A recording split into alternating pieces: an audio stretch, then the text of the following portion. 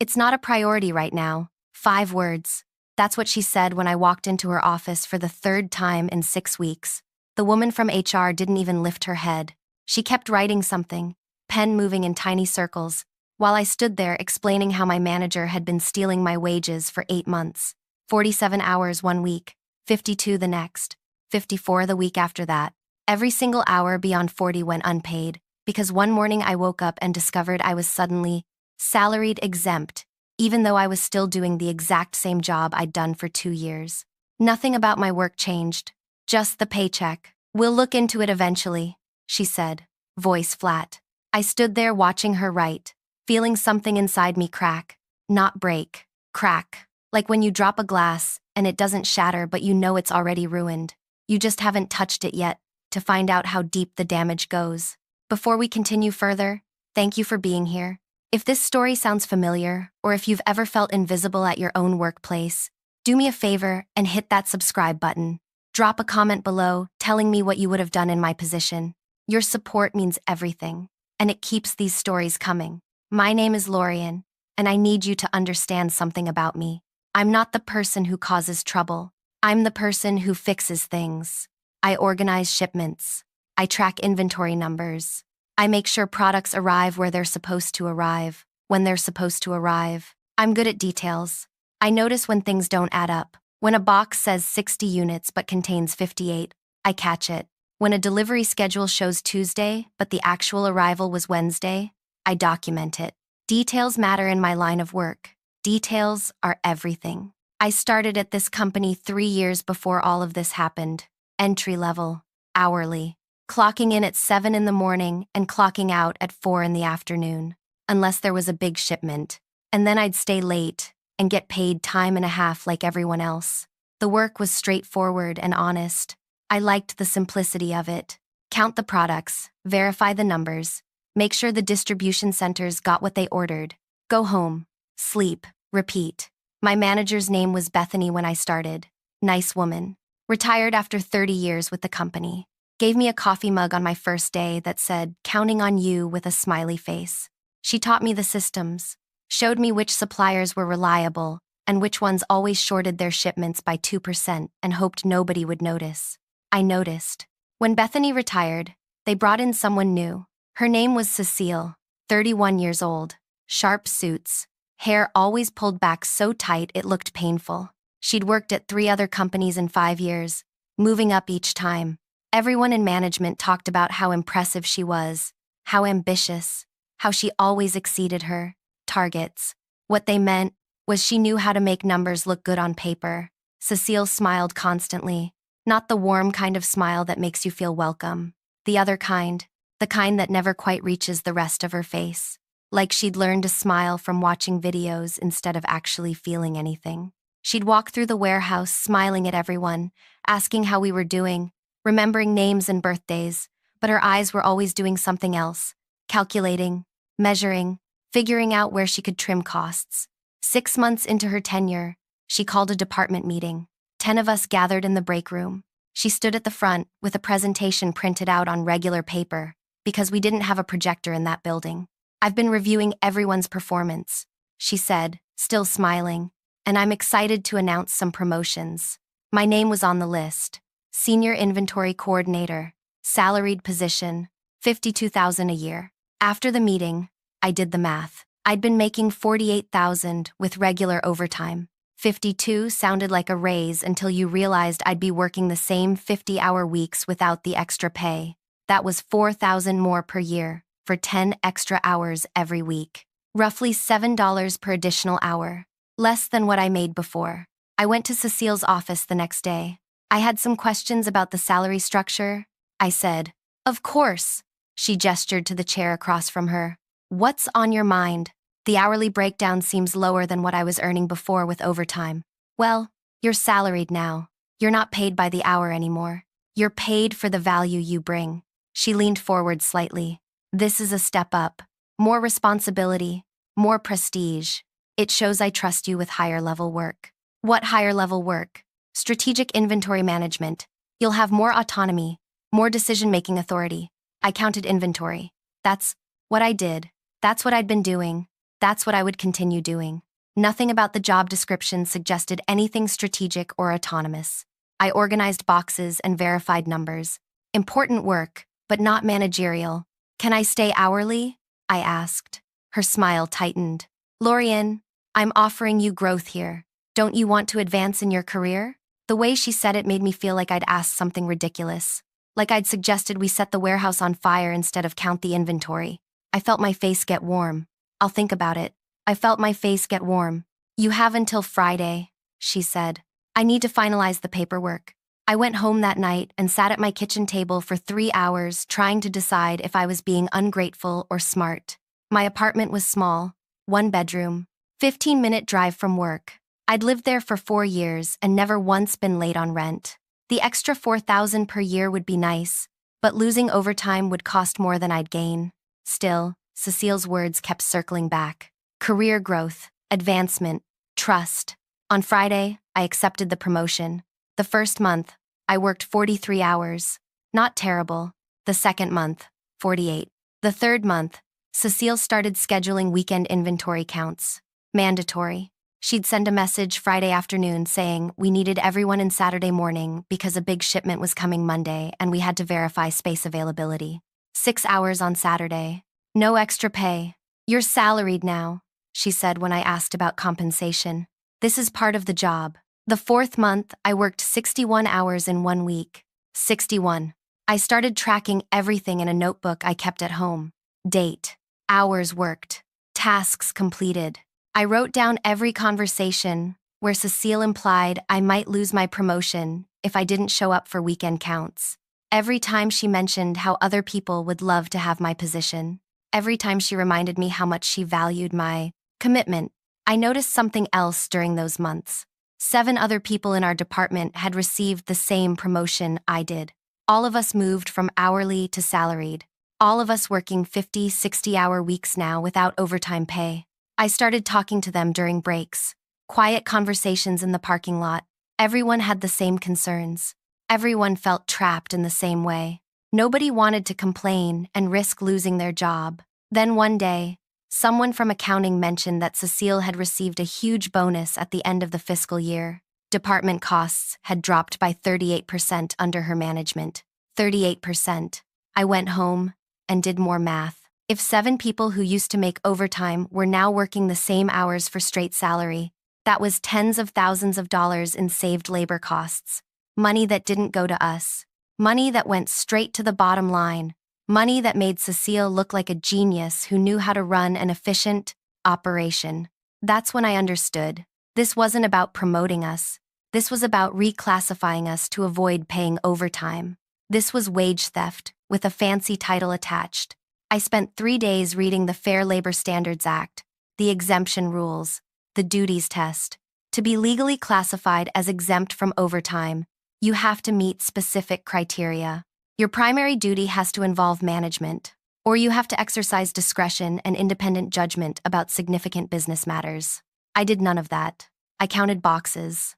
I checked shipments. I organized inventory. My work was important, but it wasn't exempt work. I scheduled a meeting with HR. The director's name was Paula, 50-something, worked at the company for 20 years. Her office smelled like vanilla air freshener and old paper.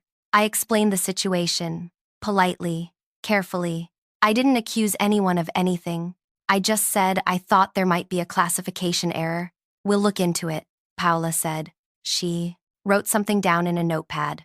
Our legal team reviews all position classifications. I'm sure everything is in order, but I'll double-check. 2 weeks later, nothing had changed. I was still working 50-hour weeks, still getting the same salary. I scheduled another meeting. This time I brought documentation, printouts of the FLSA guidelines, a list of my actual daily duties, examples of my timesheets showing consistent 50-plus hour weeks. Our lawyers have reviewed all our positions, Paula said. You're correctly classified. The duties you perform qualify for exemption. I count inventory, I said. I don't manage anyone. I don't make business decisions. You exercise judgment in your role. You make determinations about inventory allocation. I follow the system. The computer tells me where products need to go based on existing orders. I just verify the numbers and organize the logistics. That requires professional judgment. She said it like she was reading from a script, like someone had told her exactly what to say if anyone questioned the classifications. I left her office feeling smaller than when I'd entered. 6 weeks later, I went back a third time. This time, I wasn't polite. I wasn't careful. I was exhausted. Cecile had scheduled 3 weekend inventory counts in 1 month. I'd worked 54 hours, then 57, then 62. My body ached. My apartment was a disaster because I was never home long enough to clean it. I'd stopped seeing friends because I was always working or too tired to go anywhere. I'm working 60-hour weeks for the same pay I made 3 years ago, I said. This isn't legal. I know it's not legal. I've read the regulations. I've documented everything. Something needs to change. Paola didn't write anything down this time. She just looked at me with an expression I couldn't quite read. Tired, maybe, or annoyed. It's not a priority right now, she said. I walked out of her office and got in my car and sat in the parking lot for 20 minutes. I wasn't crying. I wanted to cry, but I was too angry. The kind of angry that sits in your chest and makes it hard to breathe properly. The kind that makes you understand why people do things they never thought they'd do. That night, I sat at my kitchen table and opened my laptop. I pulled up the State Labor Board website. I'd looked at it before but never seriously considered filing a complaint. That felt too big, too confrontational, like dropping a bomb instead of having a conversation. But 3 conversations hadn't worked. 3 meetings, 3 attempts to fix the problem through proper channels, all of them dismissed. The complaint form was long, detailed. It asked for everything: employee information, employer information, description of the violation, supporting documentation. I filled it out slowly, carefully, making sure every single detail was accurate. I listed every hour I'd worked in the past 8 months. I attached my job description. I explained exactly what tasks I performed daily. I included the names of the 7 other employees who'd been reclassified the same way I had. Then I wrote something else, something I'd figured out during my weeks of research. I explained that my manager's bonus structure was directly tied to department cost reduction, that she had a financial incentive to misclassify employees, that her 38% cost savings came from unpaid labor, not efficiency improvements. I submitted the complaint at 2 in the morning. Then I closed my laptop and went to bed. I didn't sleep. I just lay there staring at the ceiling, wondering if I'd just made everything better or destroyed my entire career. 4 days passed, 4 days where I showed up to work and counted inventory like nothing had changed. Like I hadn't just filed a formal complaint with the state that could blow up everything. I kept waiting for something to happen. A phone call, an email, some kind of acknowledgement that my complaint had been received. Nothing came. I started wondering if I'd done it wrong, if maybe the form hadn't actually submitted, if maybe nobody was ever going to look at it. Then Thursday afternoon, Cecile's assistant came running through the warehouse. Actually running. She never ran. She was always composed, always moving at exactly the right speed to look busy but not frantic. But this time she was sprinting, her shoes making loud sounds against the concrete floor. "Where's Paola?" she shouted to anyone who would listen. "The state is here. They're in the building. They want payroll records for the entire department." I was holding my clipboard, counting a shipment of industrial supplies that had come in that morning, 247 units. I wrote down the number slowly, carefully, like my hand wasn't shaking, like my heart wasn't trying to punch through my ribs. The labor board doesn't call ahead. I'd learned that from my research. They don't schedule appointments or give companies time to prepare. They just show up with legal authority and start auditing. It's the only way to get accurate information. If you tell a company you're coming, they have time to fix things, hide things, reclassify people back to hourly for a few weeks, and then switch them again after the inspection. I kept counting. 248, 249. People were moving differently around me. Faster, more urgent. Someone from management walked past, talking quickly into their phone. Another person I'd never seen before was escorting 2 official-looking individuals toward the administrative offices. They carried folders and briefcases and had the kind of expressions that meant they weren't here to be friendly. I finished counting the shipment, verified the manifest, signed off on the delivery. Just another Thursday, just another ordinary task. An hour later, footsteps approached my workstation. 2 people. I knew. before I turned around who it would be. Paola stood there with someone else from HR I'd seen before, but never spoken to. Both of them looked like they'd aged several years in the past 60 minutes. Paola's face had lost all its color. The vanilla air freshener smell was gone. Now she just smelled like stress. "Why didn't you tell us you'd contacted the labor board?" Her voice came out strange, higher than normal, tight. I set down my clipboard. "I did tell you, 3 times. You didn't say you were going to file a formal complaint with the state. You said my concerns weren't a priority. I made them a priority." The other HR person stepped forward. "This is a major issue, Lorien. We could have handled this internally. Now we have state investigators requesting documentation for everyone in your department and 3 other departments. Do you understand what kind of position this puts the company in? Do you understand what kind of position you put me in?" I kept my voice level, calm. I worked 60-hour weeks for 8 months without proper compensation. I reported it through the correct internal channels 3 separate times. Nothing changed. What was I supposed to do? Paola's jaw moved like she was chewing something bitter. "We're going to need you to cooperate fully with the investigation." "Of course," I said. "I've already documented everything they'll need." They walked away without saying anything else. I watched them go, watched them disappear back into the administrative wing where the state investigators were probably asking very uncomfortable questions about payroll practices and classification standards, and bonus structures tied to cost reduction. I picked up my clipboard and moved to the next shipment, 312 units of packaging materials. I counted every single one. The investigation took 6 weeks. 6 weeks, where the entire warehouse felt like someone had turned down the volume on everything. People spoke, quieter, moved more carefully. Cecile stopped doing her morning walks through the facility. She stayed in her office with the door shut. Sometimes I'd see her through the window, sitting at her workspace, staring at something I couldn't see. Investigators came back twice more. They interviewed people, pulled time records, requested emails and memos and documentation about position classifications. I was interviewed once for 45 minutes. They asked about my daily tasks, my work hours, whether anyone had ever explicitly told me I couldn't have overtime anymore, whether I'd raised concerns internally before filing the complaint. I told them everything, showed them my notebook with 8 months of detailed time tracking, gave them the dates of my 3 meetings with HR, explained how 7 other people in my department had been reclassified the same way. "Did you notice any pattern to these reclassifications?" one investigator asked. She was maybe 50 years old, with gray hair, cut short, and eyes that looked like they'd heard every excuse in the world. "They all happened within a 6-month period after our new manager started," I said, "and they all reduced department overtime costs significantly. Did your manager receive any bonuses or compensation tied to department performance?" "Yes. She got a large bonus at year-end. People in accounting talked about it. Department costs had dropped by 38%. The investigator wrote something down. "Thank you. This is helpful." Weeks passed.